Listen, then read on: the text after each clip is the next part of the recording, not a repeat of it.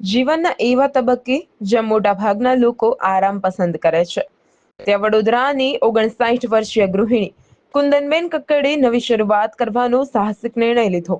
પ્રધાનમંત્રી રોજગાર સૃજન યોજના હેઠળ મળેલી સહાયથી તેમણે પોતાનો પ્રથમ વ્યવસાય શરૂ કરી સ્વરોજગારનું પ્રેરણાદાયી ઉદાહરણ પૂરું પાડ્યું છે. કુંદનબેને પંજાબ નેશનલ બેંકમાંથી 8 લાખ રૂપિયાની લોન મેળવી અને ફક્ત 2 મહિનામાં જ 700 ચોરસ ફૂટ વિસ્તારમાં એક આધુનિક અને શાંતિપૂર્ણ પુસ્તકાલય તૈયાર કર્યું. અહીં હાલમાં 20 સભ્યો અભ્યાસ માટે નિયમિત આવે છે, જેમાં સ્પર્ધાત્મક પરીક્ષાની તૈયારી કરતા વિદ્યાર્થીઓ, ડોક્ટરો, સીએ, એમબીએ અને અન્ય લોકોનો સમાવેશ થાય છે. આ પુસ્તકાલયમાં એર કન્ડિશનિંગ, વ્યક્તિગત પ્રાઇવસી માટે પાર્ટીશનવાળી બેઠક વ્યવસ્થા, આરો પાણી, શૌચાલય અને દૈનિક સફાઈ જેવી તમામ સુવિધાઓ ન્યૂનતમ માસિક ફી સાથે ઉપલબ્ધ છે. અહીંનું શાંત અને સ્વચ્છ વાતાવરણ વિદ્યાર્થીઓને અભ્યાસમાં એકાગ્ર રહેવામાં મદદરૂપ બને છે. કુંદનબેને પુસ્તકાલય શરૂ કરવાનો વિચાર તેમના પુત્ર પાસેથી મળ્યો હતો, જે મુંબઈમાં અભ્યાસ કરે છે અને તેઓ કહે છે, મારો પુત્ર મુંબઈમાં અભ્યાસ દરમિયાન લાઇબ્રેરીમાં જતો હતો. તેણે મને સૂચન આપ્યું કે વડોદરામાં પણ આવી લાઇબ્રેરી શરૂ કરવી જોઈએ. મેં આ વિચારને ગંભીરતાથી લીધો અને જિલ્લા સમાજ કલ્યાણ વિભાગનો સંપર્ક કર્યો હતો. સરકારી યોજના હેઠળ લોન મળી અને આ પુસ્તકાલય શરૂ કર્યું. આથી હું સ્વતંત્ર બની અને જીવનમાં એક નવો અધ્યાય શરૂ થયો. કુંદનબેન આર્થિક રીતે નબળા વિદ્યાર્થીઓને પણ ફી વિના અભ્યાસની તક આપે છે.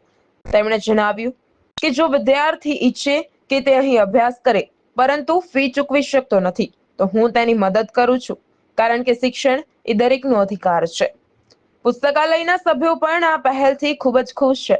23 વર્ષીય ઝરમીન ફારૂકી ફોરેન મેડિકલ ગ્રેજ્યુએટ વિદ્યાર્થીની કહે છે કે મારા ઘરની નજીક આવી શાંતિપૂર્ણ જગ્યા મળી એ મારા માટે આશીર્વાદ સમાન છે. હું અહીં આખો દિવસ અભ્યાસ કરી શકું છું. તે જ રીતે માઉન્ટ આબુના મેડિકલ વિદ્યાર્થી ચિરાગ ભાટી જણાવે છે કે અહીંનું વાતાવરણ ખૂબ જ સકારાત્મક છે, જે અભ્યાસ દરમિયાન એકાગ્રતા રાખવામાં મદદ કરે છે. કુંદનબેન કક્કડની સફળતા એ સાબિત કરે છે કે ઉંમર ક્યારેય અવરોધ નથી. જો મનમાં હિંમત અને સપનાઓ સાકાર કરવાનો જુસ્સો હોય, પ્રધાનમંત્રી રોજગાર સૃજન યોજના જેવી સરકારી પહેલો ખરેખર એવા નાગરિકોને નવી શરૂઆત કરવાની તક આપે છે, જેઓ જીવનના કોઈ પણ તબક્કે આત્મનિર્ભર બનવાની ઈચ્છા धरावे છે. नमस्ते, मेरा नाम कुंदन कक्कड़। मैं बड़ौदा गुजरात से हूँ। मैं इधर जलाराम लाइब्रेरी का बिजनेस रन करती हूँ। इसके लिए मुझे जिला समाज कल्याण विभाग ने मुझे 8 लाख का लोन दिया। वो सबसे सब्सिडी रेट वाला था। इसके लिए मैं सरकार का और नरेंद्र मोदी जी का बहुत बहुत धन्यवाद करती हूँ कि उसने मुझे ये मौका दिया और मुझे मेरा बिजनेस डेवलप करने के लिए और मुझे आत्मनिर्भर बनने के लिए बहुत हेल्पफुल रहा। मेरा बेटा बॉम्बे में पढ़ाई कर रहा था, तो उसने लाइब्रेरी में पढ़ाई किया, तो उसने बहुत अच्छा लगा कि लाइब्रेरी की बहुत नीड है स्टूडेंट को। इसलिए उसने बोला, मम्मी हम भी ऐसा इधर रखे कि सबको पढ़ाई के लिए बहुत हेल्पफुल बन रही जाए। इसलिए हमने लाइब्रेरी का उठाया और ये कर दिया, लाइब्रेरी बनाने का सोचा। 20 स्टूडेंट आते हैं और वो अपनी पढ़ाई के लिए इधर पढ़ सकते हैं, उसका एग्ज़ाम का प्रिपरेशन अच्छी तरह से कर सकते हैं।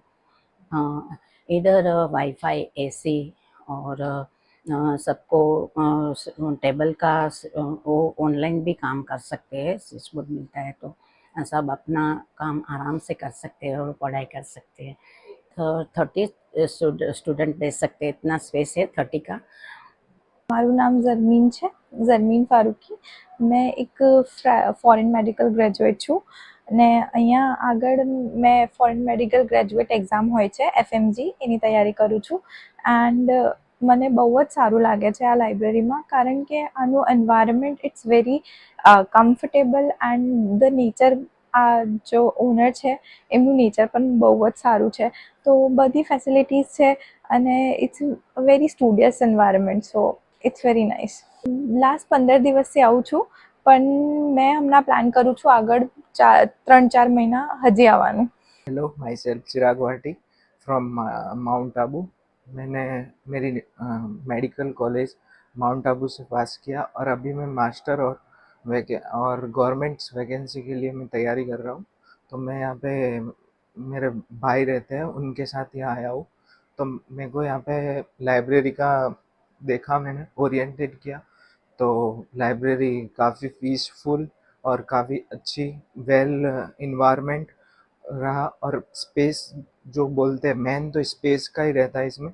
तो जो स्पेस है वो एक इनफ और एक सफिशिएंट मिलता है. एक गैप एक स्टूडेंट से दूसरे स्टूडेंट के बिटवीन जो गैप होता है वो बेस्ट है. इसलिए ज़्यादातर डिस्ट्रैक्शन भी नहीं होते और अच्छे से फोकस करके वो वेल स्टडी कर पाए और वेल इन्वायरमेंट रहे और पीसफुल इन्वायरमेंट है.